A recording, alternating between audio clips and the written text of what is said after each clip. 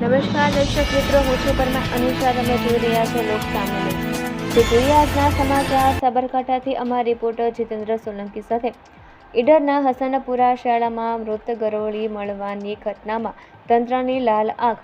લાપરવાહી બદલ શિક્ષક suspend, 3 PM પોષણ કર્મચારીઓ ફરજ મુક્ત. સારવાર હેઠળ રહેલા તમામ 36 બાળકો સંપૂર્ણ સુરક્ષિત. હોસ્પિટલમાંથી રજા અપાઈ.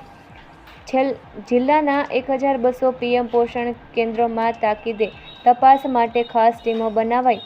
બાળકોને પીરસતા પહેલા આચાર્ય કે શિક્ષકે ભોજનનું ટેસ્ટિંગ કરવું ફરજિયાત. બે જવાબદાર શિક્ષક તાત્કાલિક અસરથી સસ્પેન્ડ. કેન્દ્ર સંચાલક શિક્ષક સુશીલાબેન H. રાઠોડને છૂટા કરાયા. રસોઈયા જમીલાબેન B. બલોચને ફરજ મુક્ત કરાયા. મદદનીશ સુગરાબેન A. સંઘીને પણ ફરજ મુક્ત કરાયા. ફૂડ પોઈઝનિંગની ઘટના મામલે શિક્ષક સસ્પેન્ડ થતા ખળભળાટ. તો ફરી મળીશું એક નવા સમાચાર સાથે. ત્યાં સુધી જોતા રહો લોક સામના ન્યૂઝ.